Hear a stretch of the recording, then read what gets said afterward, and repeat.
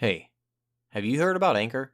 You probably haven't heard about Anchor yet, so let me tell you about it. Anchor is the easiest way to make a podcast. You probably hear other people talk about how they make podcasts. If they say it's easy, they're crazy. All of their methods are really hard and complicated, but Anchor, super simple. First off, it's free. They have creation tools that let you make the podcast right from your phone. You don't even need a computer. This is 2019. Who uses computers anymore? Anchor distributes your podcast on all the other platforms. No need to go do all that complicated searching and hosting and posting. Hosting and posting. They do it for you. You can also make money from your podcast. Well, that's what I'm doing right now, because you're listening to this ad. They've got everything you need to make a podcast in one spot. No need to search around all over the place. No need to go to 20 different sites. Just one. Download the free Anchor app or go to anchor.fm to get started. Bet you thought I was going to sing right here, didn't you? Are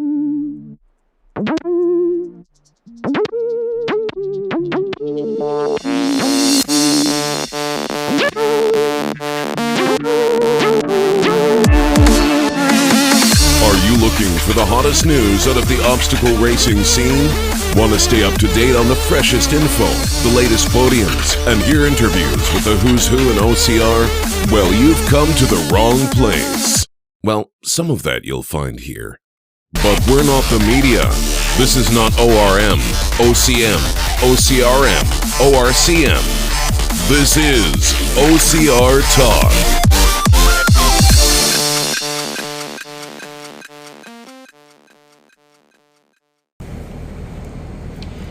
Hello, this is Jason Dupree with OCR Talk. I'm here with Mark Duplessis, April Dupree, and Sid Morris at the last day of the NORAM North American Championships. And today we had the team race and the charity race, the charity 7K.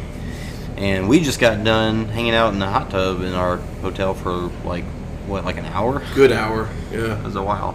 Oh, it felt great. Now, obviously everybody knows, that's listening, knows Mark and April. Sid is one of the build guys, and if you listen to us a lot, then you've heard us talk about Battle OCR, and that's his race. And he did most of the obstacles for this, as far as the build goes. All of them. Even cheese walls? All the steel and metal. Oh, all the steel and metal. Okay. That's right. Because y'all had guys y'all did steel and metal, and you said you had a guy for wood, Yep. And what was the other? He was kind of doing everything, like random, helping out. Everything random? The marking of the course, right? He did all the marking. Yeah. Oh, okay. Right on. He did a good job with the marking. Yeah.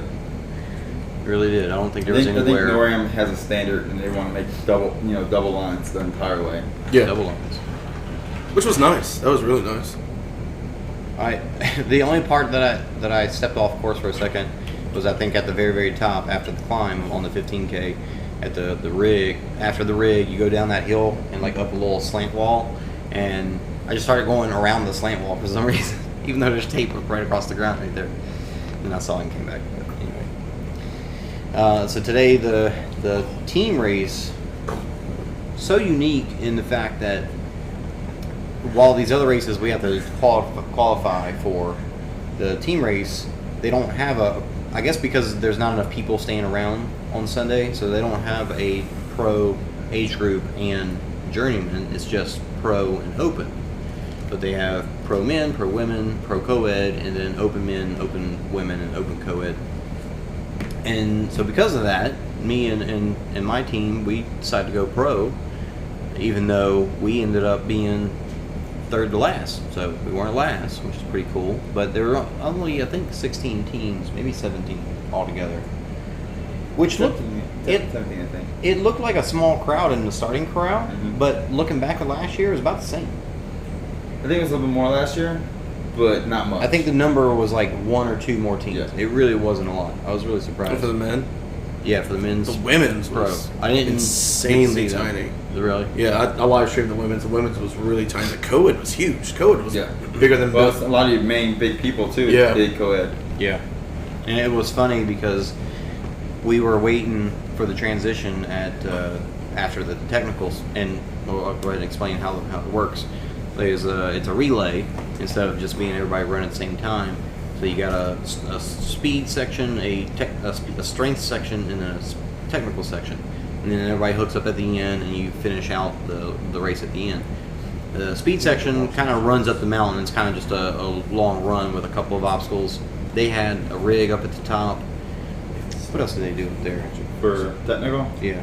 No, for speed. For speed? They went up there. I don't remember what they did on top, right? So I know they didn't do the farmer's carry, but they did the rig that was right there too. Yeah, they did the rig.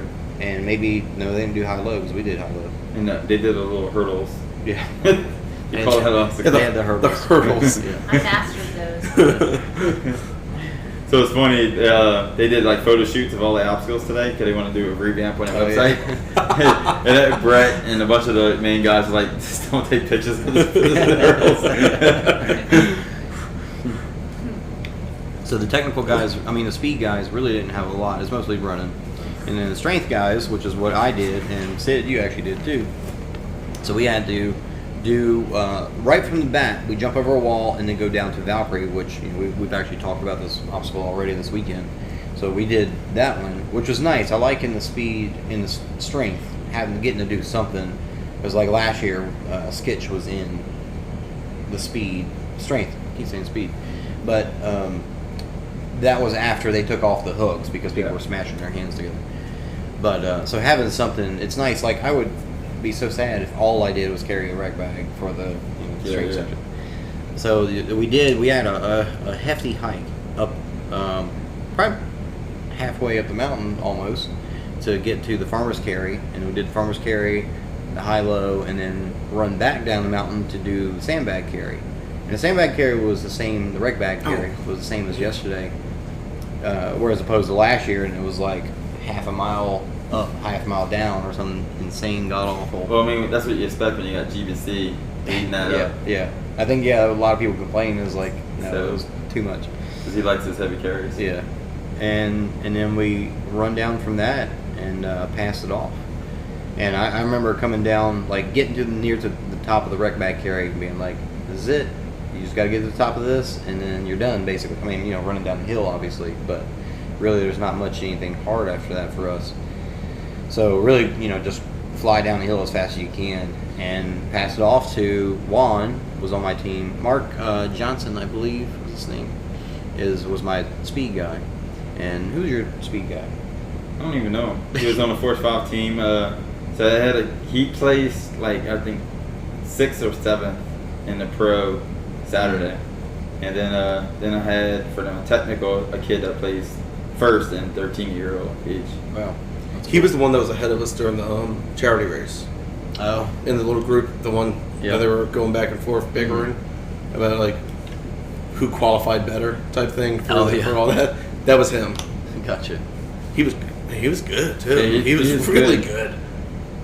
He got his up one notch when he took over. If you, I bet as a young athlete like that, if you figure out the technique and you can get the coordination down, because you're so light, Yep. that it's probably super easy to go through those obstacles. Especially if he sticks with it. Yeah. Yeah. Yeah, look at VJ. VJ's killing it. Yeah. But yeah, so we ran down, handed it off to Juan Campo, and then they did all the obstacles that were in the village area, and Gibbon as well, and then ran up the stairway and came back. So it really wasn't super long, but for us, we were in last place after not when I started and when I finished. We were still in last place, but Juan made up 2 spots. And I remember sitting at the transition waiting on him and seeing the 2 orange shirts and 2 Puerto Rico shirts or something. I was like, those guys are behind us. I know it. And sure enough, we got 14th out of 16. But while we were sitting there waiting, we had what's the big Canadian French guy that was on the winning team. He's got a pretty thick French accent. Can't think of his name right now. Yeah. But he came flying through, and he was on co-ed. So I don't think the pro women had come through yet. Yeah. No, they passed the pro women. Yeah. Yeah. It They was passed all crazy. the pro women. That was pretty crazy. And so Juan came through, and we hook up at the end, and then you do a little run through the village, and everybody goes through urban sky, and that was nice because in years past it's always just been just the warp wall, not the warp wall, the wall at the end. And we just did it one at a time, which wasn't anything crazy, but it was good to do one last obstacle, and then run up the wall, and that was the end of it. There was no rope for the team. No rope on the wall. We didn't go anywhere over in that area. But super nice that it was. Oh, no rope climb. Or are you saying No, rope I meant on the wall at the end. Was the rope there? No rope. No. Okay. And it's funny because when the first time we went to OCR World Championships in 16 in Ontario, that wall was super steep. Yeah. And since then, they haven't done one that steep. I guess people had a lot of complaints. I don't know. But Wait till you see next year. well, this one was. I mean, it was such a beautiful day. We had great weather the entire weekend. Other than the 30 minutes worth of rain that came through. Random sprouts. Yeah. Towards the midday yesterday, but today was absolutely gorgeous. Yeah. And felt good too. By the time we got to that wall, it was. I mean, if you had the right technique and skill, you could just run right up the whole thing. You really didn't need to do the ladder like you had to in the past. Did you guys all just run up it? Yeah, we just took off.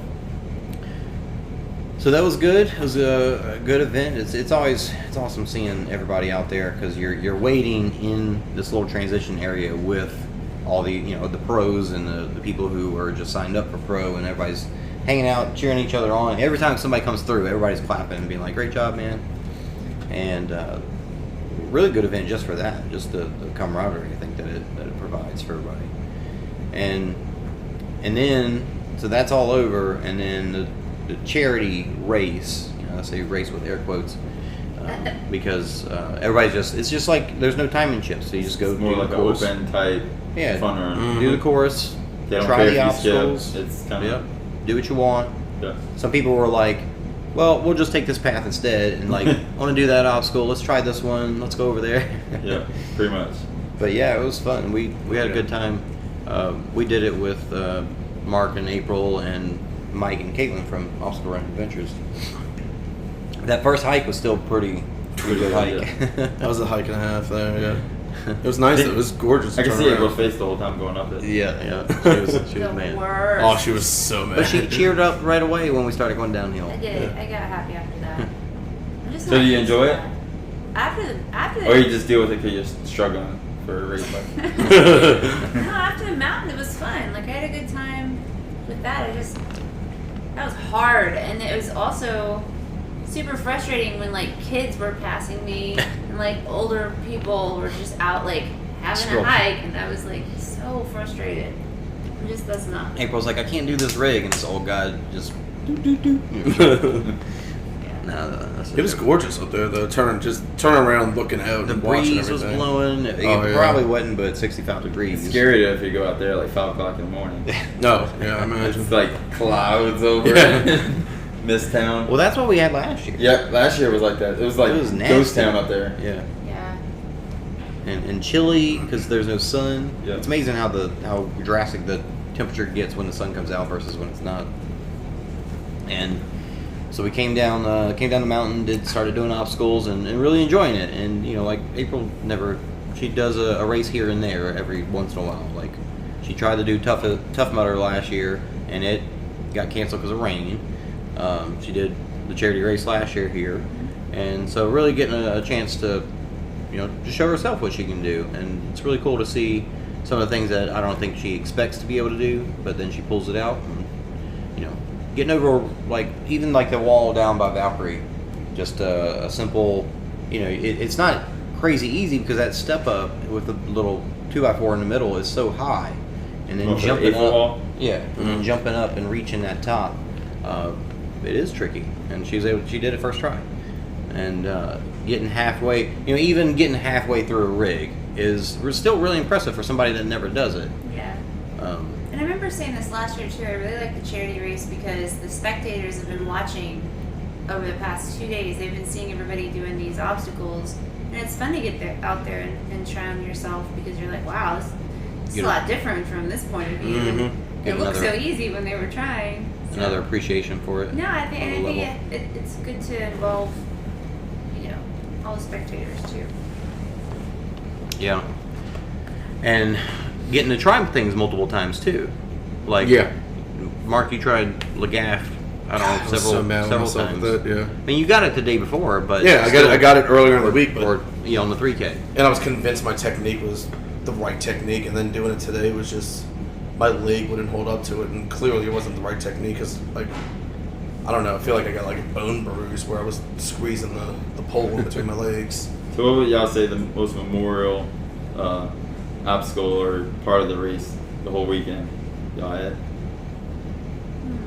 The one? From the most memorable? Yeah. Oh, memorable? For me, it was coming down from running down the hills, because that we talked about this already, but no other race have I done where it's like I enjoy the uphills more than the downhills, because the downhills are so steep, and that's the kind of like that length of a downhill we don't train for that down. And like, what am I supposed to do? Get on a Stairmaster and go down backwards? Like, I'm not really sure how to train that. Because I can go to the levee and run up and down a hill, but it's not nearly the length of time that you really need to develop those quads. I love the downhills. I just love bombing those downhills. Well, when they're shallow and they're mellow, it's great, just flying down. But when it gets so fast that if you don't brake, you're gonna hurt yourself. Oh, I got nervous today. Yeah, when we first hit that first downhill, and I was like that. Just I felt like I felt the fly. Yeah. Like, I turned around and Mike just looked at me. He's like, "You're going too fast." I'm like, "I can't stop. I don't know how I'm gonna stop." So, like, even for me, like, walking down steps right now it hurts really. Like, my legs are so sore up in the quads. We also did 4 races this weekend. Yeah, but I mean, yes, I mean it's mainly based off of that first climb up and then run back down, because it's so long. And so getting through with that, and then doing the rec bag carry, and after that, I just felt like I was just in survival mode instead of like really trying to compete. So that was probably the most memorable part for me. Is like, wow, I've not struggled, but had to push myself more than I do typically, I think, in a lot of races. So that was happy to get to race with April. This is the first time we've raced together. Yeah, as far as the charity race goes, Did you love it? Getting to do I mean, that after you stop being mad at me for making us go up the mountain instead of taking the first cut, and especially as a competitive racer, like, I've gotten out of, when we first started, we used to run together a lot. And we've gotten out of that because I want to be competitive. We have, So I run off and even in the beginning, like, we both of us have always been, I don't want to run someone else's pace, and we've just kind of been like, all right, have a good race. But we would run together for a bit. We would run together. Okay, I can see the separation happening, so go ahead, take off. And like, I remember early on, like, the sprints, I've never been good uphill, and you would go uphill, and then I would bomb downhills, and we would just kind of shift back and forth, even running together at the time. So it was nice to get to run together and do everything. Yeah. But getting to run together really was a good memorable thing. That's for sure. There's Brett Stewart. Yeah. And Rachel Ann. I'm not sure who the other one is, but So that's Jason Farmer. So he's our lead volunteer coordinator. Okay. Oh, right on. So y'all on OCR Talk podcast. Y'all on a podcast right now. What's up, How's it dudes? going? How you doing? What's up? Hey. You guys got one of the best right here. Yeah. Y'all on a podcast right now. Absolutely. Yeah, we're recording for an episode. Oh, What's your hi, last sorry. episode? So we got Jason Farmer here. He's our lead volunteer coordinator, and then Rachel Ann does everything. Rachel Ann. We had some thoughts about Athlete volunteering. Services Manager. Great job. Yeah. Really Thanks good for having us, job. guys. Pretty cool. Thank y'all for all y'all's efforts and work. There's Yeah. so many y'alls there just now. Yes. All the y'alls. She's like a genie. Like, you want to put her in a bottle and just take her out to make her laugh. And speaking of which, I'm going to disappear. Have fun. What are your wishes? All right, thanks, guys. Take care. That was nice. And all right, so we were saying, memorable moments. Yeah. Do y'all have any other ones that you like? What was the most memorable thing? Mine was Urban Sky. Urban's. Oh yeah. Urban so, Sky, man. I was so happy about it. As our charity race happened and we got done, going up the stairway, coming back down. It's far enough away. It should be. I mean, yesterday we were next to a crowd. Yeah, of people that's right. recording. Yeah. But we got done or got towards the end, did that last little jog through the village. Did the car slide, and Mark slid a little way too far. too hard, He's way killing too fast. himself. Yeah. Slid right off the end, right onto your. Well, when you kinda say to your go side and fast back. and jump low, I go full sprint and make sure I'm slide across and then I I fall wanted on to the ground. like belly flop and just try to slide across like last year, but it looked really dented Yeah. and not very level, so I decided. Ideally, I wanted to open the back door and just shimmy across the back seat and then open up the other door. You need to do that. Yeah. I think you tried. Next year, if didn't the you? Oh, cars are there, Yeah. I'll make sure it's unlocked. It was locked I'll the let you first. know what door. When I got to it in a 3K, I'd grab I'll the make door. sure. I I'll was make sure like, Arnold with OCR tubes there. So they can keep filming. That'd be awesome. So when we got through there and got to Urban Sky, Mark had done, tried the Urban Sky in the 3K, and We were there for a good 20 minutes at least. Yeah, Probably you tried it gave it 8 or some 9 good times. efforts. Yeah. So we got Brett Stewart coming here's in. Brett Stewart. Oh, Is this a live podcast? Yes. Yeah, well, it's live. I mean, yeah, we're Live to tape. gonna post it tonight. So Brett Stewart's our race director and owner of Motor and Guide. Yep. Excellent efforts for your. Great Yeah, job. great job today. Great job. Thank you. We had a great time. The crazy part is I've been on builds for, this is a weird number. Probably 6 years. Yeah. Well, no, it's probably a decade actually. I was doing triathlons and marathons and all that sort of stuff. And even with OCR Worlds, when we started in 2014, we were probably there. Maybe the build was 10 days. This is the first time I've ever been on a build that's been, how long have we been here? It's like 3 weeks now. Yeah. So y'all gave yourself more time? Is that what you're Well, saying? we kind of had to. There's so many elements, so many little pieces that go into this, and the best way to say this, we had a very short turnaround. We had some changes with the organization, and we had to jump in. It was just I was one of the co-founders of Worlds, but I was never really active as a employee, we'll say. And we had actually put somebody different in race director for the last couple of years, a really good friend of mine who I think did a fantastic job. And some changes came about, and I'll tell you, it's one of these days I will write a book about So You Want to Be a Race Director. So many people are like, oh, that sounds so much fun. It is. I mean, there's a lot of fun to be had in putting on a race. A lot of headaches too. It is so much harder than it's one of the hardest things that you can do, because a live event of any type, whether it's, I worked in TV and radio and everything before, but a live event is something that it goes over in an instant. You flub something on the air, aside from the internet nowadays, with with Bill O'Reilly doing the F-It, let's do it live video and stuff like that. But when you have a live TV show, even when I was working at NBC, you screw up something. Every newscast, you screw something up. You always say something wrong, or you go to the wrong camera. That stuff, but it's over in an instant. With an event, especially in the world, the post-Fire Festival world. When something goes wrong in an event, people remember that shit. Yeah. It doesn't go away immediately. And with obstacle course racing, it's different because it's not a music event. You've got people's lives in your hands. And we don't take that. I personally don't take that very lightly. Hopefully, I don't know anyone who takes that lightly. I know all the race directors out there, and no one that I know of does. But it's a huge responsibility, and it's a lot of stress that goes into it. So we had the opportunity to come in. I had the opportunity to come in here. I had the great opportunity to build a crew, and I will tell you, Sid, Bobby, and Justin did things that by the way, Sid's sitting right next to me. Of course, you know this because you heard this. But I'm going to give him compliments. But I've never worked with a crew like this, and I've worked with some really. I mean, when you know the names of these different race directors, I've worked with all these people before. I've never worked with an entire crew that's as strong as these guys. What we pulled off in He's 3 just weeks. sucking up. No, I'm not. You can say this. Is it just because they worked extra hard, or? No, because they gave a shit. They knew what they were doing. They got so much done so quickly. like Sid is a monster. I don't know, you can't see him on this podcast, but he's carved out of granite. And he would, aside from me having to share a hot tub with him every once in a while, that's just embarrassing actually. But Sid works really, really hard.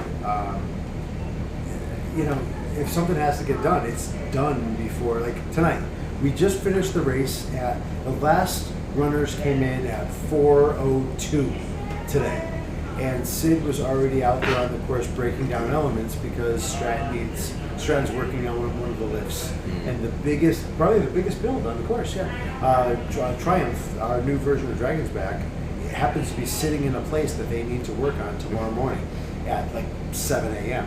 So Sid and Bobby and Justin went over there and tore that shit down and moved the biggest obstacle that we have on the course in a matter of hours. And then came back over to the festival and helped tear down 3 other obstacles. That doesn't happen. That doesn't happen on race night.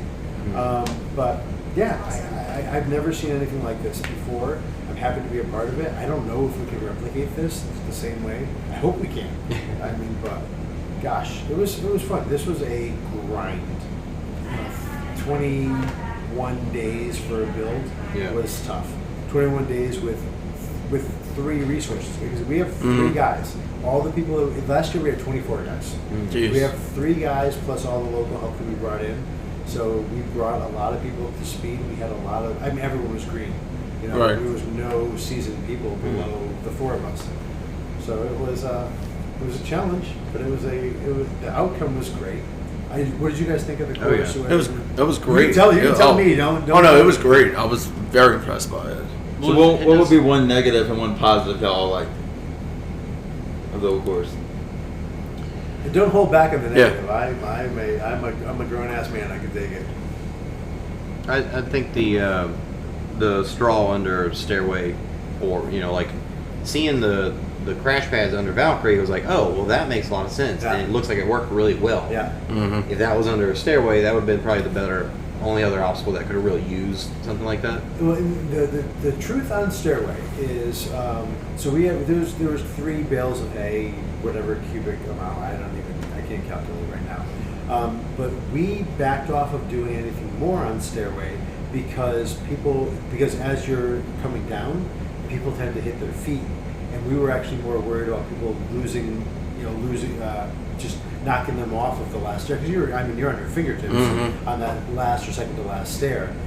So we are actually cognizant of not having too much, but I like the feedback. I really appreciate it. And we send out, speaking of feedback, we send out a questionnaire, and I know a lot of races do that.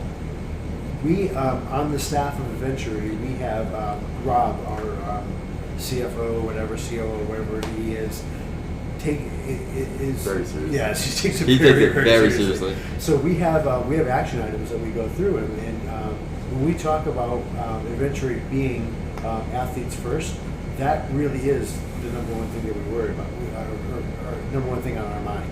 And so we go through, we take that feedback, and so Stairway was one of those And things. the biggest reason I say that is because I know one of the times that I passed through, there was somebody getting medical attention, and he said he saw somebody. Yeah. Oh yeah. I ran up right when that guy's leg. So Stairway's a tough obstacle. We are actually Change it. Yeah, we're changing that for next year a little bit.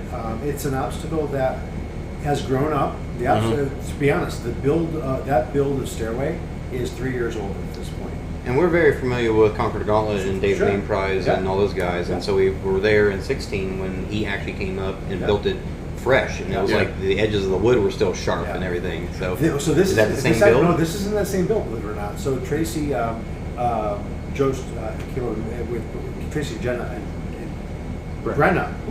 Long day. Built that last year. No, Brenna, right? Yeah. So Tracy and Brenna built that last year, and it's great. But when you have elements that are wood elements that haven't been painted or whatever else, their lifespan isn't that long to begin with. And Stairway has also morphed a little bit, even though the CTG version of it has changed. And as we move farther into developing different obstacles so they can be more transportable, that's a difficult obstacle to store. It's 16 foot long, 16 by 8 pieces don't go into a trailer very easily. They don't get set up very easily. You need a telehandler. You can't just muscle it up there. So we're moving towards something that's a little bit more transportable. We're with some talented individuals. I'm pointing at Sydney, by the way. When we've got a SCAF master here, there's no reason why we shouldn't be building as many things as possible out of scaffolding. This year we did 9 elements out of scaffolding. I think next year we're looking at 13 at least. But so one of the things as you change, you have to sunset items. So we're starting tomorrow. We're putting. There's a lot of wood that's being donated to Habitat for Humanity. There's a lot of wood that's going in the old dumpster. So we're really moving away from a lot of the elements that we've had for years, or that we've had like the gaff per se. That's wood that's going to Habitat for Humanity. Awesome. The gaff is an amazing wood build, and Right. it's gorgeous because it's a wood build. But it took Marco and Matt, Mateo. It took them like 2.5. And the wood was already cut. It was the same build from last So a year. lot of We screw stored members it. to put it together. Yeah. It took Wow. them 2.5 days to put that thing together. Wow. That's not the Northman build crew. That's the owner and one of the other dudes from the race. I don't know what that is, but they took them 2.5 days. There's no obstacle that we could possibly have that could take us 2.5 days. Right. Especially if we're only here for 21 and we have 40 obstacles. Do the math; it doesn't work. But that being said, there's a lot of different things that we need to change and adapt, and we're going to see that definitely in 2020 with a lot of the obstacles that we have. So 2 things that come out of some things you just said there. The scaffolding itself, not a negative, but one of the things that I think just to be aware of, and y'all may already be, Sure. a lot of that scaffolding, especially when you rent it, is like old and painted and rusted. And obviously, using that for the framing is no big deal. But the stuff that like the pipe that goes across for the monkey bars, obviously you want that stuff to be clean so that it doesn't tear people's hands. When Sure, they go of course. across it. And also just curious for it seems like when y'all first started, it was more race directors and race companies coming out and actually building their stuff. Sure. It seems like it's less now. So So I'll be honest. It's actually very, very simple. The number of races that are very, so we call them our partner races. So this year, so F5 has evolved into being a bigger participant. So when you have Carl's a great friend of ours. He has grown his business based around us. When you have a sponsor and partner and contributor like that, it does take a little bit away from having other partners. The other but races. just have to think about it. We had Blackfoot Runner with Black Swamp Runner. Boy, it's been a long day. Black Swamp Runner with Littlefoot. We have Northman there with the Gaff. Essentially, we have Adventure Fitness. But that was their obstacle from that they brought last year, right? Correct. So did they actually come this year? Oh, sure. Totally. Okay. Oh, you kidding me? We couldn't put. So that was the other side of this. We can't put that obstacle together. Okay. It's very complicated, and that also getting into the weeds of it. That's an old build of that obstacle as well. So while we look at stairway. So the CTG wasn't here. We didn't have. Whereas like in Texas when we had. What am I blanking? The U.S. race. We had the U.S. race in Texas. Why am I blanking on David Maypress? Well, David was out there for an entire week. So we love to have those guys involved. Whether it's Mark Dallas Lucio last year from wow, thank you. I tell you, We had a long week, my, man. my brain is slow at this point. But so we've always had a savage race obstacle. Now we've for multiple years we had a bone frog obstacle. They haven't gone away as we've matured and changed. We just we've got battle races this year with Sydney here. So it hasn't gone away. It's just changed a little bit. Yeah, and that's what it seems like. It doesn't seem like it's. It seems like it's less, but definitely not completely out of the picture. And I'll give you a little tiny bit of inside information. We're still friendly with all. We're really good friends with a lot of these races. And what I do for my other day job, it's something that I deal with these races on a regular basis. I've been good friends with Joe DeSena for years. it's going on like 6 years now. And when we were low on rings the other day, we had a shipment of rings that didn't come in on time. He was one of the first people that I called. Hey Joe, you're right up the street.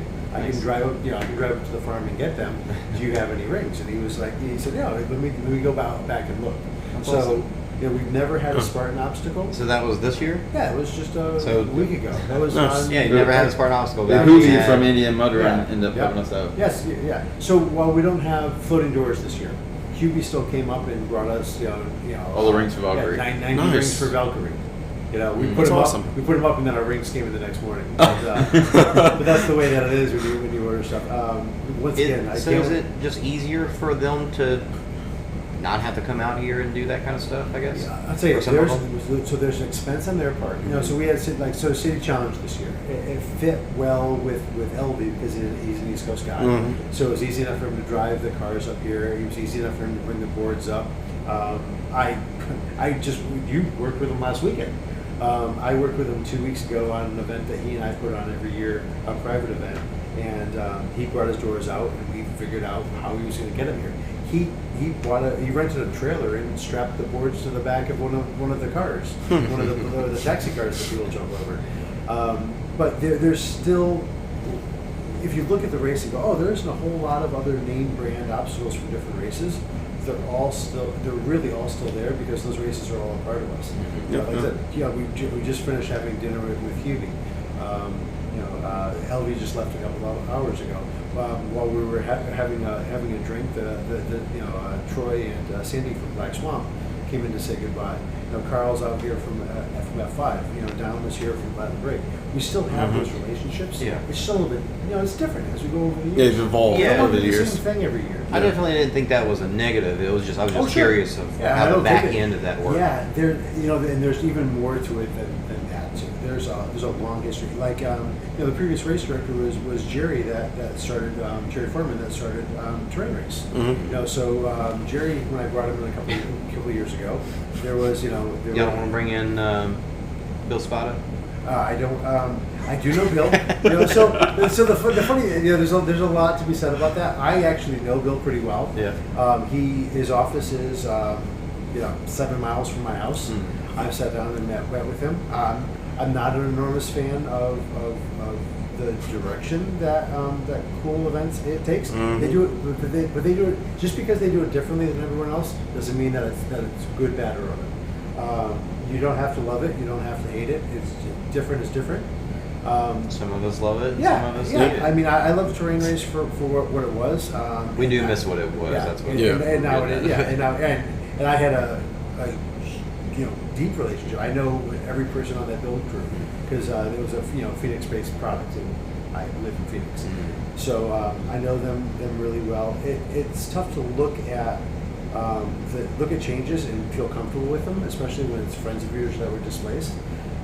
But it's the nature of the business. When you have a new owner, whether it's terrain, whether it's whether Spartan were to change hands, Yeah. you gotta kind of look at it and go, oh, well, it's different. Do we still love it? Do we still love it? You have to make a decision for yourself. I haven't done terrain since the changeover, but I'm dealing with a year and a half of injury, so I haven't done a lot of races. This was the most grueling race that I've done in the last year or so. Which one did you do? This work week. this month-long grind of getting It used to be a everything big up. part of Atlas race as well, too, right? Yeah. So here's an example of me being. Can I swear? Is this okay? Sure. Okay. This is an example of. Some me, you can talk yeah, before, whatever. Good. This is so I have. I've been in this. So without patting myself on the back, I wrote the first book on this sport back in 2012. I've been here since day one. I've been lucky enough to be still here since day one. A lot of people aren't. Most people aren't. But I sold my baby to Atlas Race. When I created OCR Warrior back in 2012, it was something that I loved. Mud Run Guide had done 2013. Mud Run Guide had done exceptionally well. I'm thoroughly pleased that we were in the right place at the right time to do really well. It allowed me to create OCR Warrior out of my own pocket. Loved it. It was so much fun to produce. I always wanted to have a show like that, and I was thrilled with it. In 2015, I've actually purged his name from my brain, so I couldn't even tell you. But the guy from Atlas Race just robocalled me for days and weeks on it. And I was working out a deal, and since if they're gone now, I can say this, but I was working out a deal to partner with Warrior Dash to have OCR Warrior as a feature in their festival area and do that. And so RIP Warrior Dash. I know them very well, love them deeply. They're good friends. I would visit them, on a yearly basis, cover their offices, and they were a great client of Mother and Guide. I honestly deeply liked a lot of those people. Helped place some of those people working there. But anyways, I really wanted OCR Warrior to exist in the Warrior Dash world. I thought it was a perfect transition from what Warrior Dash was to being able to have the Ninja Warrior aspect and really a little bit more cutting edge. And Atlas was calling me at the same time and offering anything that I wanted. And sometimes when you give somebody a quote for a job that's more, you don't want them to hire you, so you double the price. I doubled the price for Atlas Race, and whoever that dude's name was, I don't remember, didn't hesitate and said yes. Now it's really easy to say yes when you're lying through your ass, but I had no idea, and I'm a man of my word. So when we agreed to those terms, I sold the rights to produce OCR Warrior for an entire year at Atlas Race. And that lasted 2 events, and then I had to go and collect my money. So I'm not sure if you noticed this, but Skull Valley is on the Atlas Warrior trussing.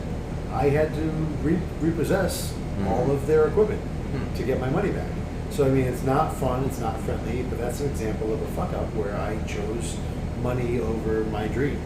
And I learned that lesson really quickly that I'm never going to do that again. With Mud Run Guide, we don't take sponsors sponsors or products or any.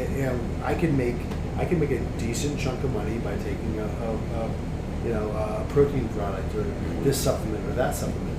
We don't do it because it's mostly Your wife helps out big time with that, right? Yeah. My business partner Chris is a smarter guy than I am. So when I bring something up to him and say, hey, do you want to do this? We actually have a CBD product for the first time. We pushed that off for months. And it wasn't, I tested this product, Venga is the company we use, but I tested them for months before I ever decided to ever put them on the site.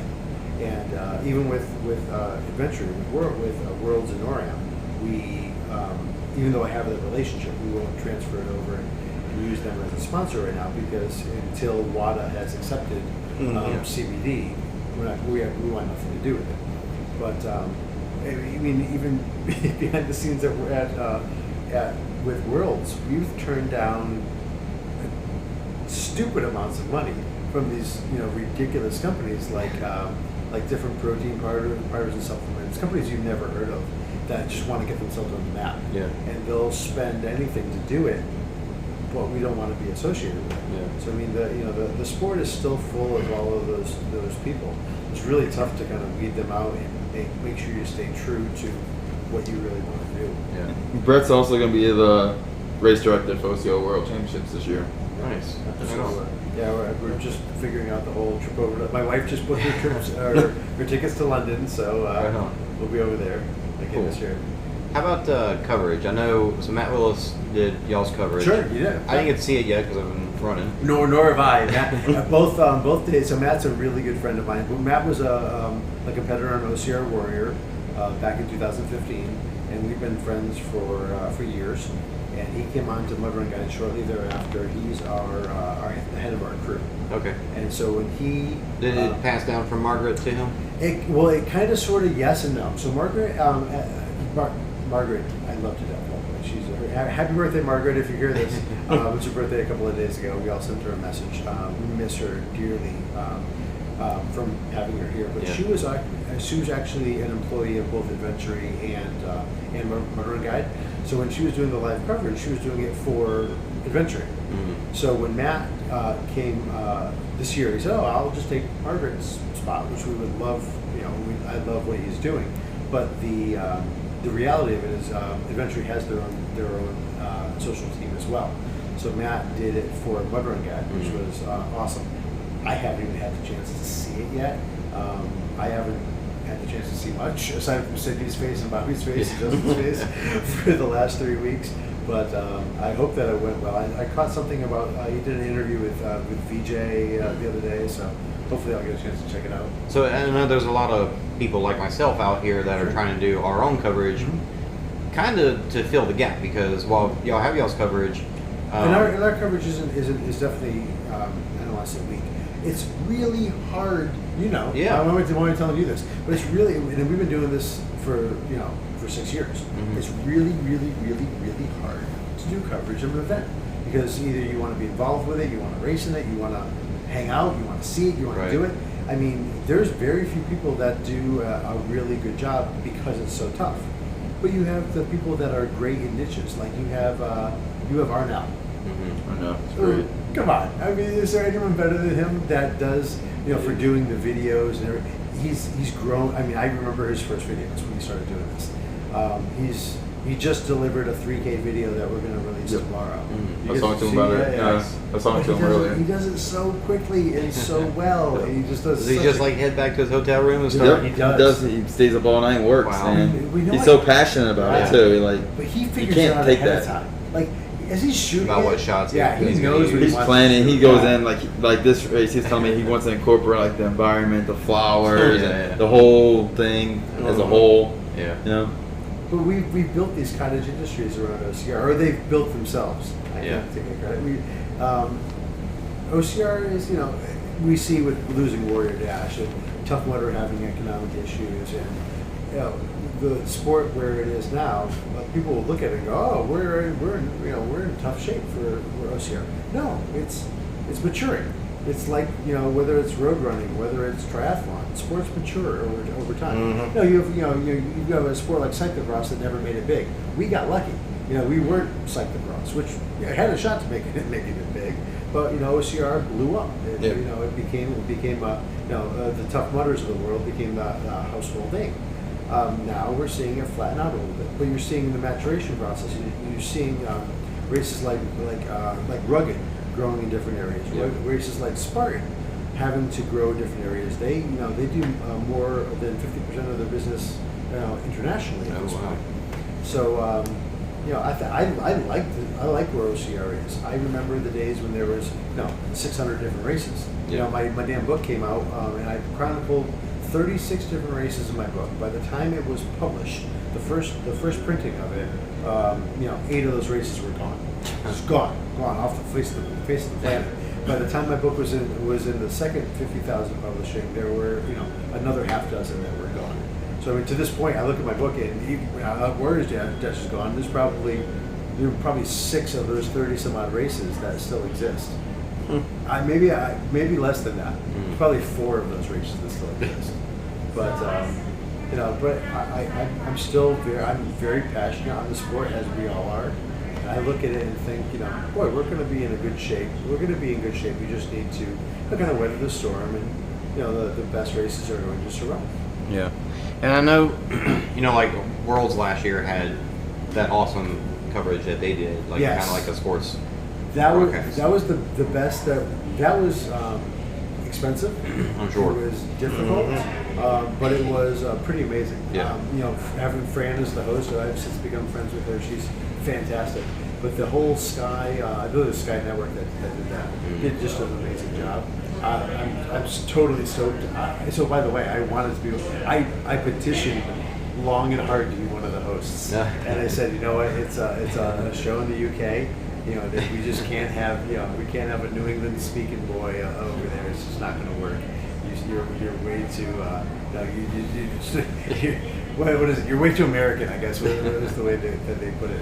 But I thought they did really good coverage, and the way that they produced it was, the documentary style came out pretty good. Yeah, and that was really good. And then back in Blue Mountain, the way it was like Margaret and so from this and so from that, and they were all switching back and forth. Yeah. That was really nice too. Yep. And it seems like I don't know. Is it because Margaret's gone that has kind of changed? Definitely has changed that. I will there is no one that does. And I don't mean any ill will to anybody else. There's no one who does it like Margaret did it. She was really passionate too. And she could fight her ass away around a mountain. You know, you remember she's the original female world's toughest mudder. She was one of the first females to ever. She was the first female to ever qualify for world's toughest mudder. Oh, okay. Yeah, when qualifying was a thing for it. Yeah. She's an amazing badass. You know, she's smart, intelligent, and everything else. But she's first and foremost, she was one of the first pros in first Spartan pros as well. So she's got a lot behind her when it comes to doing that. And she kicked ass over the mountain. I can't even stay awake for that. I can barely stay awake now. But she was a rare breed that we miss. We miss her at Mud Run Guide. We miss her at Worlds as well. Can we catch that lightning in a jar again? Well, it makes me wonder, like, if Matt Willis was doing it, there's definitely. But Matt wants to race. Yeah. So that's the difference. Margaret was willing to put her shoes away. Yeah. Well, I guess put her shoes on because she still did just as many miles. But she was willing to put the medal aside and come out and race to get the coverage. Right. Whereas if I'm here, I want to race. If Matt's here, he wants to race. Now, is he doing an amazing job by doing that effort? Yes. Don't get me wrong. But racing is still in his prime. Well, I'm curious if there's enough people like him, like us, like like Josh Chase from Sure. doing ORM Yeah. stuff that we could possibly all cover it together. But Josh Somebody's- wants to race too. Yeah. But we're all different age groups, so maybe we could fill the gaps in somewhere. Yeah. But it takes a lot of coordination, and it takes does. somebody like Margaret to do it. It does. And without that singular linchpin, it's very difficult. And also, at the end of the day, whose umbrella are we going to hang it under? Yeah. We're going to hang it under ORMs. We're going to hang it under yours, mine. So that's the hard part. So when it comes to dollars and cents, and you're saying, all right, I'm going to spend $700 to fly somebody there, put them up in a room. I'm going to pay them $1,500 or whatever for 3 days for coverage, whatever it happens to be. That's real money. Yeah. And I don't need to tell you the other part of it. The reality of it is, you're not getting that money back. So we can do the best. We can do the most bitchin' coverage of an event. Is OCR is our world's going to pay for it? Yeah. No, because it's driving our bottom line. Are we gonna reap that back on sponsors? Are we gonna sell more tickets to make up that money? We're not. So that's where it falls flat. And I'll tell you right now, I working at ESPN for the better part of a decade. I fully know what it costs to produce a show. So if I want a half an hour on ESPN2, it's $100,000. Period. That's the cost. So where does that money come from? Who wants to do that? So it was really impressive what they were able to do over at Worlds with Sky, because I know that was a pricey amount as well, but they managed to figure it out in a way that they could deliver, really good coverage. So it's tough. So as one of the heads in the industry, do y'all have an idea of what is it going to take to get to that point? Do we need to get to that point? Do we need that coverage? And I hate to say it like this, but No, it's a good question. Who needs that coverage? So let me back up. If I look at it from Mud Run Guide's point of view. So we've done this for 6 years. 7 years now. February 12th, 2012 is when we started. So we've done this for 7 years now. My numbers are 72% organic traffic for first-time visitors. Does that mean, do any of those people know who Ryan Atkins? Do any of those people know who Ryan Atkins are? Yeah. No. Now, social is a whole different story. You don't make any money on social. My website is where the traffic comes. That's where we make our money. Okay. So socials, yeah. Ours are the 60,000 people we have on social or whatever that is. They have no idea at this point.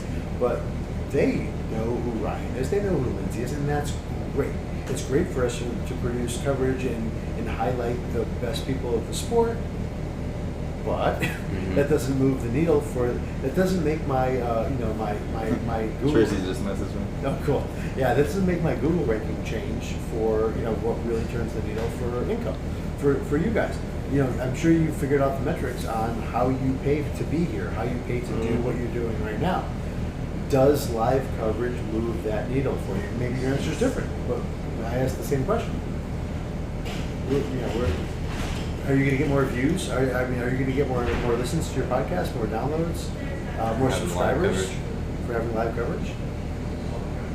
Yeah, I don't know. Like you said, it's the other racers that just couldn't be here this weekend. They're they're the only ones that want to watch it. Well, what is that percentage? That's the important part. Right. Spartan is a fan. So when we're talking about live coverage, no one touches Spartan. The Spartan video feed on Facebook, no one touches it. You've got Amelia, you've got Which is not Nikita, even live you've got- anymore, but- Yeah, it's true. But then you ask yourself the question. When I worked in advertising and in media, you look at, and this is funny because one of my big clients was Toys R Us, and we would look at KB Toys, and we would look at Toys R Us, and we go, all right, well, here's our flyer for what we're selling this month. What's Toys R Us doing? Okay, well, why? Let's figure out. Let's try to analyze why they're doing what they're doing, because they just spent $10 million on this ad campaign. Let's figure out how we can spend $1 million. So when you look at Spartan, you go, okay, they were live last year. They did a really good job. They did a hell of a job. If you think of the cost, and then you realize, oh, and now they're going direct to tape. Well, why? Well, we know why.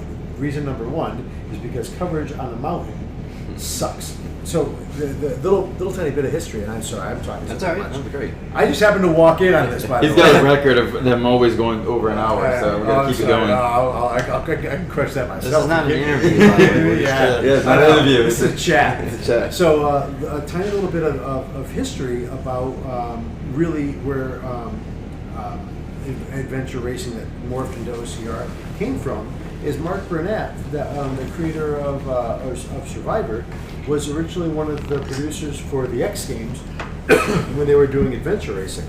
So the X Games, excuse me, pardon me, let me get a drink of water. The X Games had adventure racing as one of the things that they covered.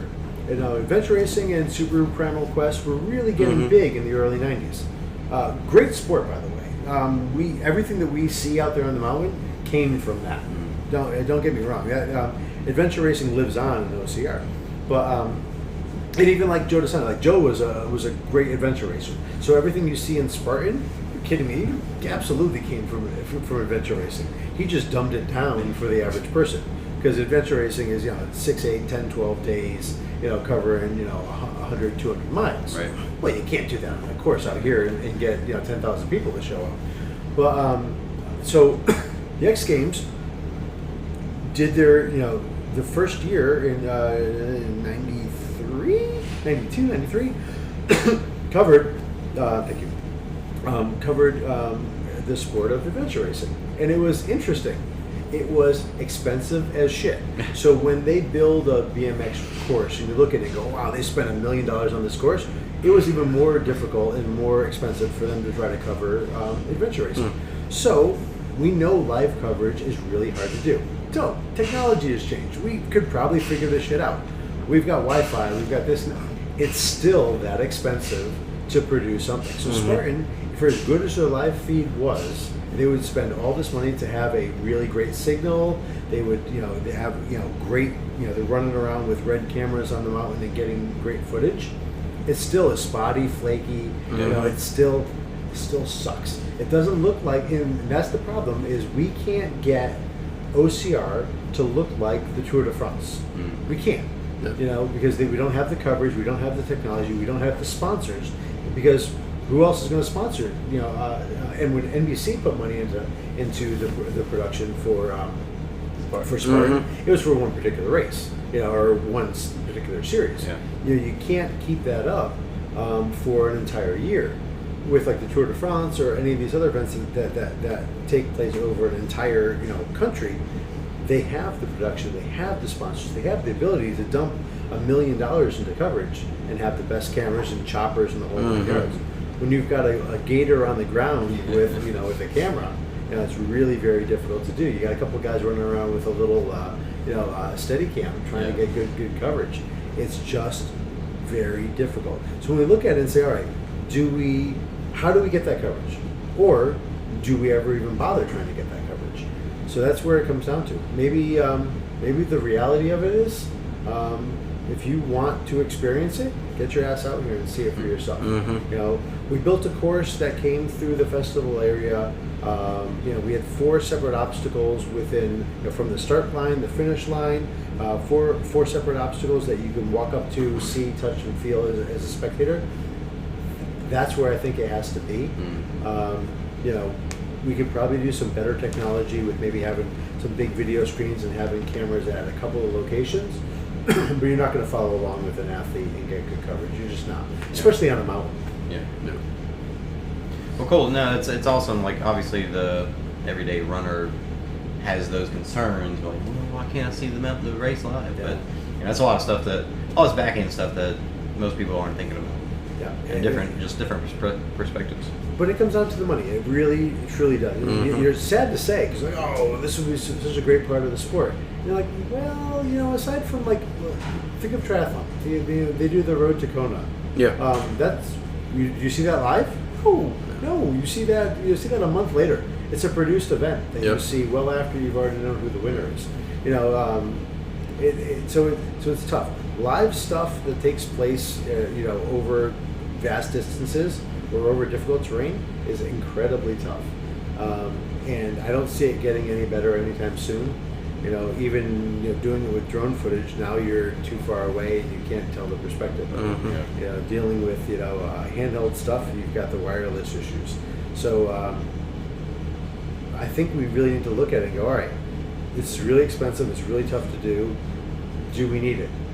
And that's going to be an answer we come down to. I love being out in the course. I'll tell you, today, I got, yesterday, or one of these days, they all blur together. Yesterday, the 15K. I got to go out and sweep the course. And in sweeping the course, Sid did it. You did it every day. So Sid's nodding over here. You can't hear that on the podcast. But we were out on the course with the Gators and running around and watching the athletes. And I was lucky enough. To have a photographer on the back of the Gator with me, and he's taking photos. So of course, everyone we went by is cheering and yelling and whooping. Not because I'm there, because there's a cameraman on the back, and they want to look good for the photos. But that's the way to see it. Can the average person see it that way? Unfortunately, no. Yeah. So I think having really good participation in festival areas is where the rubber meets the road. That's the free way to do it. That's where your mom can see it. That's where the future of the sport. We were just talking to VJ earlier, VJ Jones. He crushed the 3K. He beat Ryan, and this. Yeah. But when he beat Ryan, and we were talking today about him coming out, him sneaking into a race at 13, him being in the corral at 11 and 12, and seeing his racers out there that he couldn't go race with. And I was talking with him today about about why he wasn't racing in the 15K, and talking about the distances that he does well in and everything else. And it's fun to dig into these people and learn more about them. But the reality of it that's interesting is it's a 13-year-old kid that saw obstacle racers coming by. He got stoked, and now he's one of the best in the business. Yeah. That's where we need to invest our money in. That's where I think, if this sport's going to continue, we need people like VJ. We need the kids that are so stoked about this sport that they're not going to go play basketball. VJ's what, like 6'2"? Yeah. He can that's 6'2" is a point guard in the NBA. He can play hoops probably. I sure as hell can. But when we see these athletes saying, you know what, I'm gonna focus on OCR, or I'm gonna do parkour, half the year and do OCR when I can. They're gonna focus on running and strength and all the stuff that we love.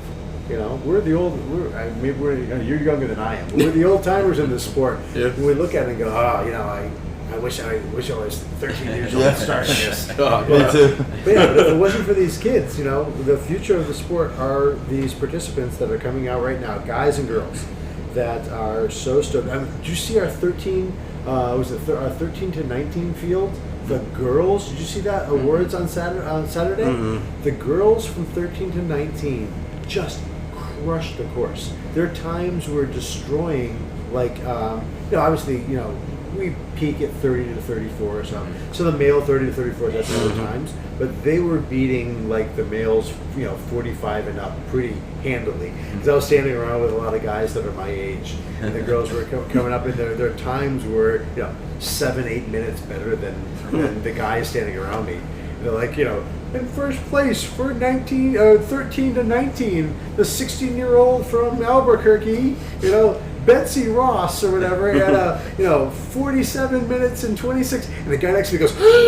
I had the pleasure to race today with one of the guys that raced 13 to 19. Yeah. And he won podium. Isn't that today. crazy? Yeah. And he moved, man. Just Oh, solid yeah, he was athletes. hauling. Yeah. It's cool. Yeah. Well, the good part is I got us over an hour. You notice that? Yeah. Yeah. You just get Brett to show up. He can talk for an hour. Yeah, we actually, so right before you walked up, we were talking about just how we finished the charity run Okay. today, and What did you think of the charity run? So, honestly, I would love. Yeah. This we were is- just this talking about is- that. It was pretty good. Yeah. This is unfettered feedback.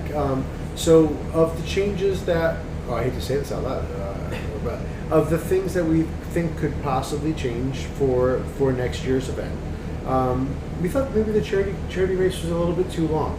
Yes. I mean, I enjoyed it because I loved getting up there and seeing the view from the top. Yeah. I know two of the You people. were only at mid-mountain. Huh? That wasn't even the top. Yeah, That was yeah, mid-mountain. yeah. I mean, But yeah, that from, view's just as from where good. I was, but I don't mind doing long courses. Like I've signed up for the ultras. I'm Yeah. doing the toughest ones. I don't mind doing the long courses. Now, two of the people that was with us, they did not enjoy. Like my wife that was just Yeah. sitting here, Yeah. who might do a race once a year. She has Yeah. a funny Facebook page called Struggles of a Raceway. Oh, nice. But Hey, don't let my wife Yeah. on there because you don't want to hear the things she'll say, especially after I'm gone for a So while. she get podcasts with her. We would never do like she that. wasn't a huge fan of the distance of it, and She was not happy with the climb. yeah. Yeah. But, But then there was- after yeah. that, she loved it. But there was The whole definitely rest a of part where in my head I went, oh man, like this is more of a climb than I thought it was going to be. Yeah. But once it was said and done, I was happy I did it. Yeah. But I was last time I was doing any of these races was back when it was in Texas and I did the 15. Yeah. And then this year I went, well, I'm not going to do 15. I'm just going to do You 3. did US with us? Yeah. Awesome. But I didn't want. So that was yeah. my first course for adventuring. Okay. Yeah. That was my That was baby. a fun event. He Yeah, put that some was a- that effort. was a Said he wanted to great put. He event. put some effort into it. Yeah. I've never put. Thank you, by the way, Sid. I've never put that much effort into. Yeah. I hate to say this, but anything else in my life to that degree. We were out in Kerrville, Texas. Yeah. We were out there maybe 4 separate times. We mapped that course so many times. We analyzed it. We figured out. We cut new trails. We did so many different things. I was, I'll be flat out honest. I was crushed when when Hurricane Harvey Yeah. really hit us Yep. hard. The participation was about half of what we Yeah. expected. It was a very, very difficult time to work. You work for 6 months on something and you want Yeah. it to be the best ever. I will tell you flat out. Especially honestly- how Brett does things. Yeah, are you trying to say that I'm a little bit methodical No, on these man. things? But I'll tell you, working 6 months on that and having it work out that way, but to come back and to work for 6 weeks, that's all we had this time. So I came on 6 weeks ago and we had to pull this all together. This was so much more rewarding than Texas Yeah. in a shorter time. And if it wasn't for Sid and Bobby and Justin and Jason and everyone else that joined the party, there's no way we would have pulled it off, especially to the degree that we did. I mean, that's the thing that you don't see.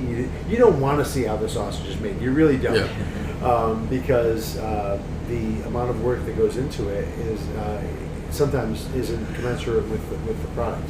In this instance, I thank you for the kind words earlier, but I'm going to say, damn it, it was worth it. We Yeah. produced something that was worth all the work that we put That was into it. great. So lengthwise of the charity race, what if it, like, instead of doing that climb, Yeah. went up a little bit, but then cut back over and went all the way back to Dragon's Back? Yeah, so you kind of nailed it. So timing is the issue. So with the team race and the charity race, The team race is difficult because we have to modify the course extensively from the 50. So got a 3K. No, that baby's no worries. We know exactly what it's going to be. It's going to be all around festival. Got it. Nailed it. No problem. But Friday, even prior to the 3K even being set up, Tuesday. Oh, Bobby started Tuesday.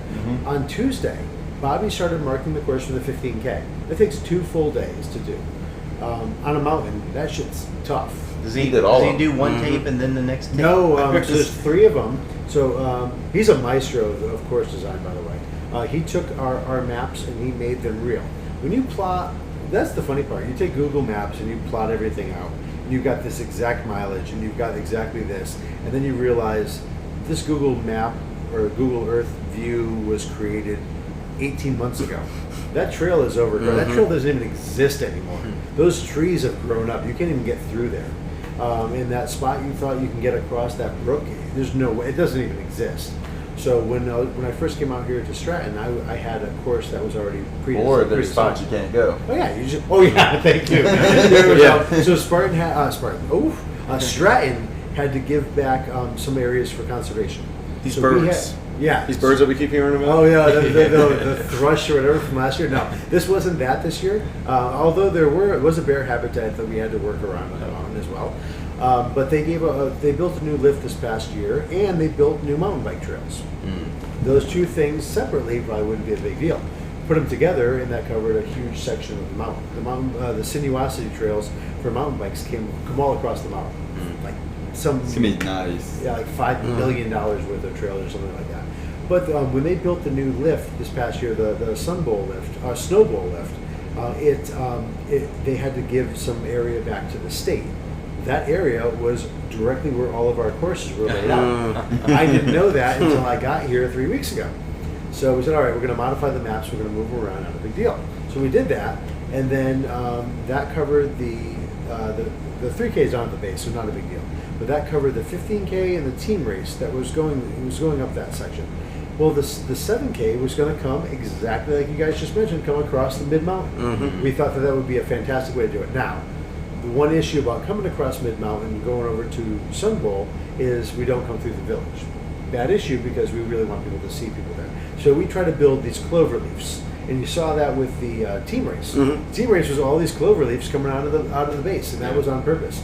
But that kind of sucks because, like Sid today had to do the strength leg. The strength leg, after running you around for the speed leg, the strength leg went from the base right by all the way back up to mid-mountain. So while clover leaves are a good idea, it's really difficult. Anyway, so back to the 7K, we originally wanted that to be a lot shorter. I actually when we had that conservation area, I cut the 7K down to about 5K. And then reality set in. The timing of going from the team race to changing all of this course tape for the 7K, you've got 40 minutes. Today we didn't have 40 minutes because Bobby was out running the team race. We all double teamed it in like 20 minutes. Yeah, so there's 20 minutes to make We some finished changes. it right when they were going. Yeah, there's 20 minutes to make some changes, so we couldn't make any big changes. So what we did is we took the team race, we actually pulled out elements of it and made that the 7K.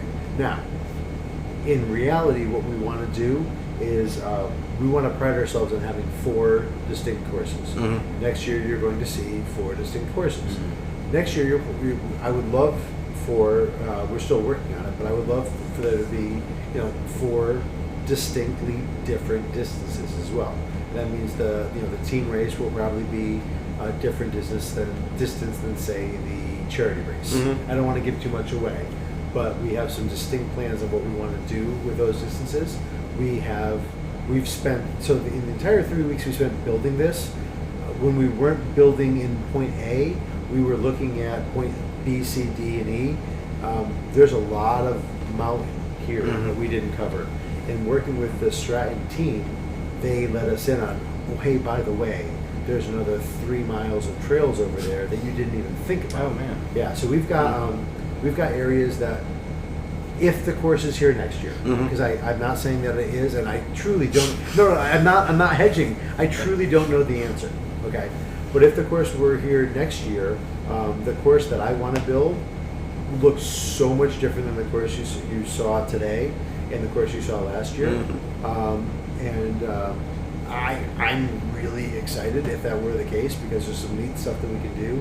There are The great things about this venue is like the merchandise. You have the inside store. You have nice bathrooms, not porta potties. Yeah, I mean, having a village is huge. Because, to coin a phrase, it takes a village to make a great event. But having, the restaurants, having everything that we have here, great lodging. We're sitting here in Black Bear Lodge recording this. This is a great little place. You don't have that when you're in the middle of nowhere. When you've got to go to a hotel down the road or down the hill or sleep in your car. This is pretty bitchin'. I would love, and knocking on wood here, that I would love to come back here and do it again next year. If we do, and if I'm successful in persuading Adrian and the team at Adventury to make the changes that I would like to change, I think that there would be some really cool shit. There's a lot of meat left on the bone here at Stratton that I would love to utilize for next year. I got another thing I'd like to feedback on. Sure. If you had, I've talked to Sid a lot about how Bill gets done, and I'm sure you've seen his drawings with like stick figures and stuff. Sure. And so I've talked to him about how would it be beneficial to have 3D models and parts lists built off of that. Would that be beneficial to you guys? Yes and no, because yes. Just for looks, so you know what's going on. Yeah, but you know what? Nobody gives a shit about that. You don't see my drawings. My drawings are. So when I built Skull Valley and all this stuff for what was it, OCR Warrior and everything. You don't want to see those drawings. It was stuff. I'm a graphic designer by trade, so it was stuff that I threw together in Adobe Illustrator. Well, would it not also help with marketing? I mean, obviously there's multiple facets to it. It does, and I've seen some races do a really. Savage in the past did a tremendous job with that. They had the 3D modeling of stuff looked really bitchin'. When the rubber meets the road, you have to create that. Nowadays, that's not hard to do. I could get a takeoff of all the scaffolding in 3D really easily because the ring and that's what he does, really. Yeah, there you go. Yeah, there you go. So I can get a takeoff of that really quickly. Somebody like you can do it. It's interesting because somebody that knows how to build it like Sid, I don't need to mock it up. We can go through and we can figure it out. It takes him, half an hour to quantify everything that we need to put together. As it was, like I said, this year he did 9 different obstacles. He built other elements around the festival area, backdrops and that sort of stuff, a lot of scaffolding, and it took you 7 hours to get it back to me with a complete sheet, and then we amended that to make sure that it fit on one trailer. It's just that sort of stuff. Yes, there's ways to do it, and it looks great. I was one of the original testers for Alpha Warrior. Are you familiar with that at all? That's all built out of scaffolding. Huge structures. Yeah, enormous, unbelievable structures. David and the team over there did a really stupid, amazing job of stuff. But that was also, it was an 11-day build and hauling multiple trailers. So there's a lot to it on both sides. Back to your question, do I think a CAD drawing would help? It would help with the planning of it, but realistically, I want to know the footprint. That's huge. I'm sorry, let me back up. I get to the footprint by knowing how many lanes we need. So we calculate our 14, throughput. 12 now. Yeah, we calculate our throughput. We know what we have for registration. We look at it and we develop where it is on the course, so we don't have a pinch point. But that in turn comes back and gives us what our footprint's going to be. And like you saw with Urban Sky, we had a couple of feet on either side to squeeze that sucker in the village. Oh yeah. Yeah. So we took our Urban Sky from the last 3 years that we've had it, and we modified the hell out of it. Sydney took it. Remember, it used to drop down each different section. In Texas, that thing was 12 feet long. Shit, that was huge. Yep. So how'd y'all like that now? Where it's 3 shorter ones or 1 long one? I like being one long one. And it wasn't, it wasn't a crazy hard obstacle, but it was fun. And the extra little doodads that were on it before, I can't say I missed them. Excuse me. I think so those spinners are enjoying a life in London. I think that's where those are. So the original spinners that we got from Rick Urban and those guys, 3 years ago. Mhm. I think those are in London. We still have his wheel. We call it Urban Sky, but really we only have his wheels left over. The other Urban elements on- Sky's the actual brand that makes those red ones. Okay. Yeah, yeah. So I didn't know that. Rick Urban made those. Great dude out of Netherlands. But yeah, one of those countries. It's been a long day.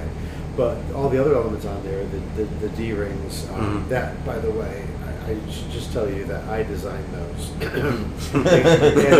and Carl. Thank you, Carl. Carl built them. Actually, I wanted a smooth semicircle.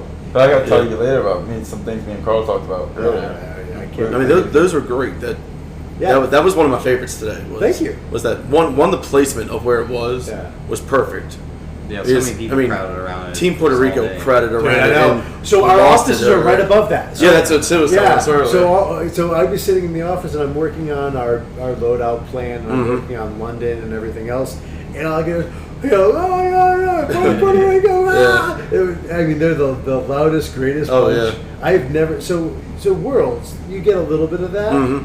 but Team Puerto Rico. Oh my Oh, God, yeah. are you kidding me? They brought it. Oh man, Yeah, the placement of that was great though, but that that was all was Sid. Huh, yeah. Oh, there yeah. Yeah. But yeah, that obstacle, especially those, not even the spinners, but the D's. D's. My first day, I failed it. Because you have to figure out. Yeah, and that's where the to thing. put your hands. I went on it probably 8 or 9 times. Was there for a good 20 minutes, Yeah. and thankfully, Trying to muscle his way yeah, through it. I was trying to muscle my It's way through technique, it, not muscle, and that's what I had to learn. Jason actually he told me what to do and showed me video of me doing it wrong, and then I got up today first try straight through, Yeah. and it was just this rewarding feeling. But it was instantly this conversation of it's 100% technique because those D rings you look at and you go, if I go to the furthest end, I'm closer. Yeah. But you're not. You got to get right in that balance point. It's all technique. So those D rings actually go both ways. Yeah. They'll go flat this way. You saw it in Texas. Mhm. In Texas, Oh, yeah, yeah. So we had more room in Texas. So what we did was, Because we had a crowd at this time, though, they all had to face that way. yeah. Yeah. Yeah, so we had, we turned them perpendicular to each other.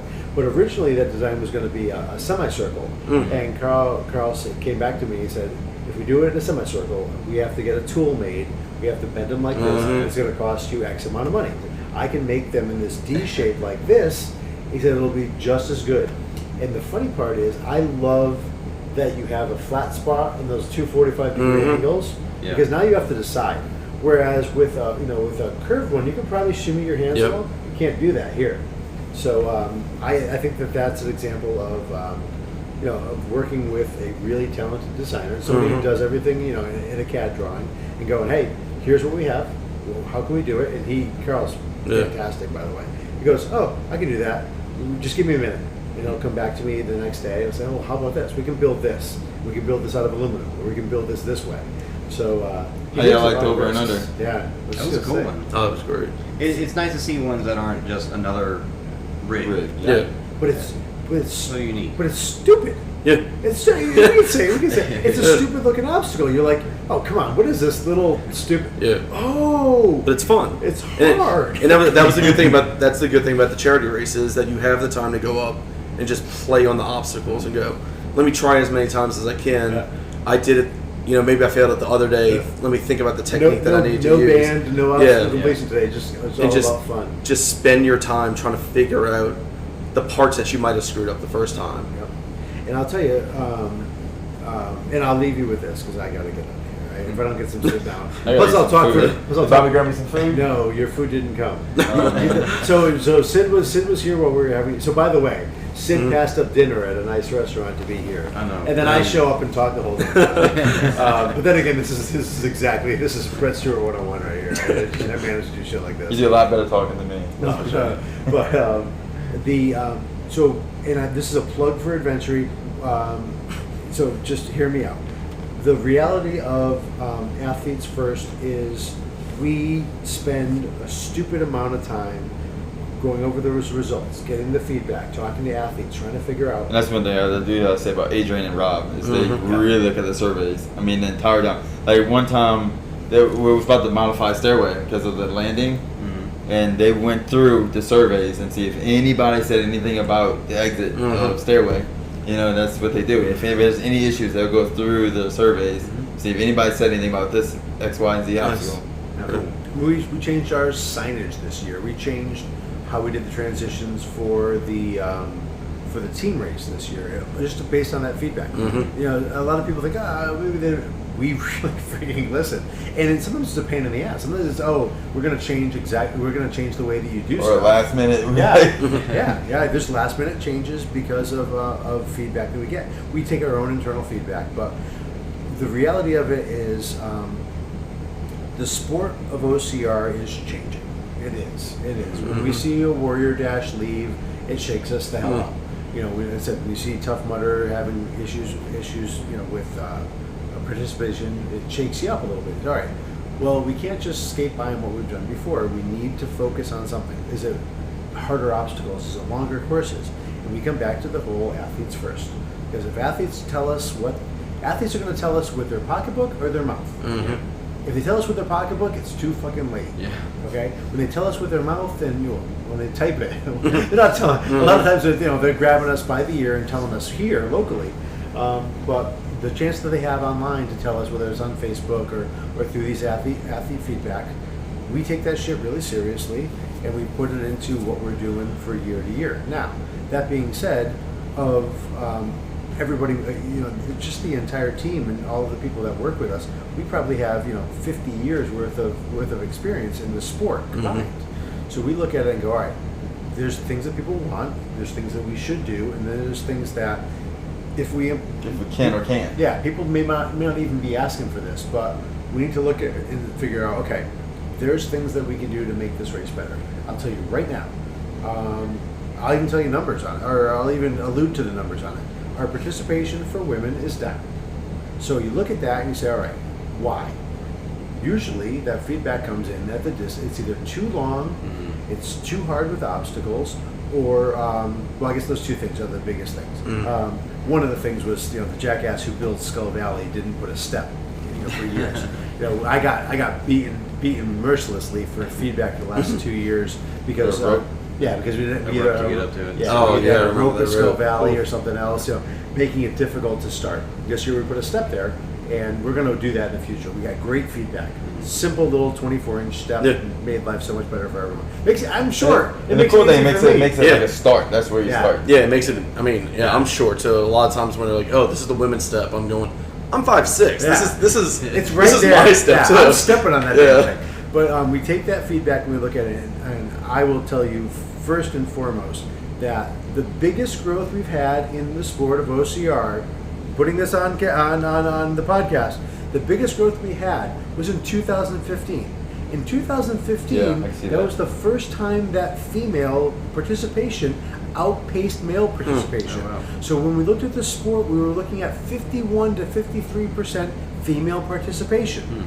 So look at the sport now. It's back down in the low 40s. It's probably going to teeter into the high 30s really soon. So we're driving women out of the sport. Now, women are more experiential. Are they coming in and doing one and done? Guys are more of a grinder. I get that sort of thing. But if we're going to be athletes first, we have to serve females a lot better than we're doing now. We love our female athletes because they make the decisions for the household. They make the travel plans. My wife just booked our tickets for London. Like, this stuff is really, really important. So if you're going to grow a sport, you have to grow a sport the right way. You want to grow a sport with with women, at least 50% of the growth plan for the future. So the changes that we want to make, focusing on athletes first and focusing on making sure that we retain our female audience and hopefully grow back to that 50% mark, are that you're going to make some changes. And I don't see it as anything that guys are going to look at it and go, oh shit, I'm not going to do this anymore. We're trying to look at it as, let's all do this together. Because when OCR was at its peak just 4 years ago, that's what was happening in the sport. You had the explosion of Dirty Girl. You had 5 different female races out there, and they did exceptionally well. That added to the bottom line. Tough Mudder's Mutterella didn't. It came out and it was way too difficult. It was a 5 to 7 mile or 9 mile Yeah, it was Monterello was a 9-mile race that had all of the obstacles of the 12-mile race. It was just shorter. Well, that wasn't serving women. Yeah. You know, so stuff like that. If we're going to do it right, we're going to do it in a way that's inclusive to everyone. You know, whether you're our height or whether you're, you know, whether you're a guy, whether you're a gal. Do you know if that trend is the same in like Spartan and some of the other ones Yeah, too? yeah, it's across the board. Yeah, Spartan has done better with women in the past. They've done better with women in the past. When Spartan Chick was more of a thing, and they focused a little bit more on that. But Spartan, as they've grown the brand to be, and they've done a great job with their marketing to be more exclusive. Now, their marketing is more. The marketing shows it as a more inclusive race, yet they still have stuff like Atlas balls. And then you're talking to a guy who just made women carry a 50-pound rec bag. So please, no, I'm not saying that I'm all rosy over here, but you look at a Spartan race and you go, okay, well that's just as hard on the women as it is on the guys, obviously. And Spartan even goes a little bit farther to make it easier, the women's hoist or the women's line and that sort of thing. The funny part is we don't believe in that part about it. We want to make the race good for everybody. So you make it good for women by not giving them a lighter weight on the carry. You make sure that the other, whether it's a crawl or whether it's something like over under. Women destroyed over under. Oh yeah. You know, because it's a height to weight issue. Yeah. You know, it's a weight to strength issue type of obstacle. So those are the type of things. Or you meet the halfway mark. Yeah, we have to get to that point, and it's not easy. Yeah. You know, we can throw walls and I can do rigs all day long, you know, but when we do the types of rigs that women could excel at, suddenly you see guys, you know, that have to fight with the technique. So that's important to me as well. Like Urban Sky is a great example. If you're 120 pounds and you're agile, you can get across there way better than me at 160 pounds, you know, and old. But so anyways, so I will leave you guys with that, and I'll get the hell out of here. I'm sorry. I only took up 7 minutes of your time. That's all I did here. We appreciate you sitting down. Yeah, It was hey, awesome. thank you. That's a lot of good feedback, good information. Thank you.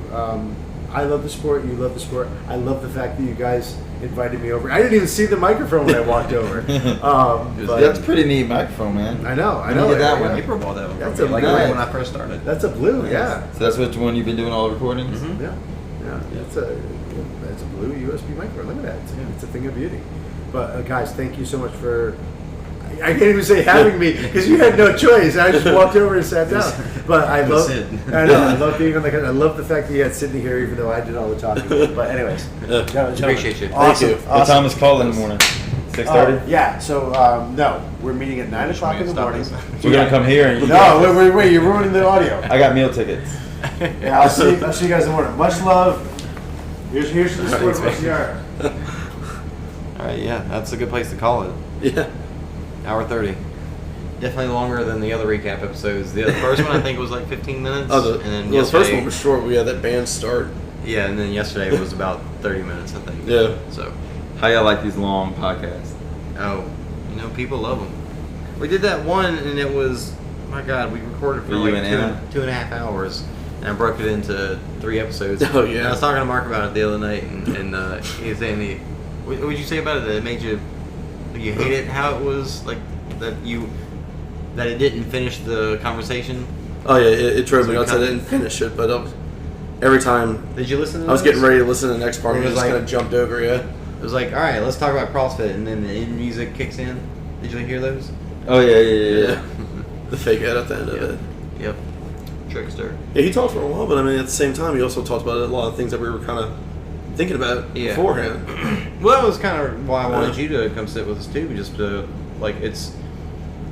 he was saying you don't want to see how the sausage is made, but I think having that perspective for a lot of people I think is so, too. super helpful. Sometimes, Because a lot of people will be like, well, that was stupid because of X, Y, and Z. Well, that's your perspective, but you don't know understand there's all reasons for the this whole stuff. grand plan, yeah. So when people hear that, smart people will go, oh, okay, maybe That's I was what- wrong. Yeah, I understand. So, anyway, I'm going to go ahead A and lot of pause people this. get crazy and We're wonder still- why this, it's not like OCO Worlds, like where it's like crazy hard obstacles and this and that. It's like, well, you gotta have women finish, Yep. Yeah. Yeah. All right. Well, thanks for listening. And it is 10:43 now. This might go up tonight, hopefully. And we'll see you next time.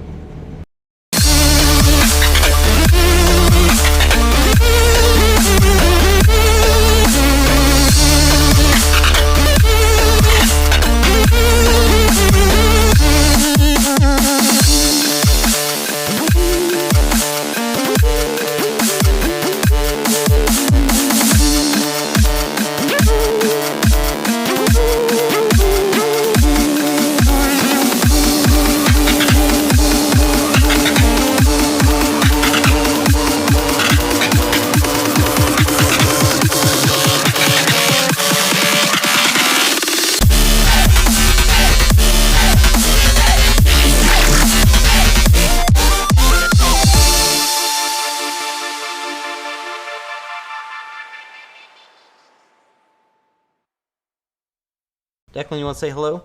No. Bye.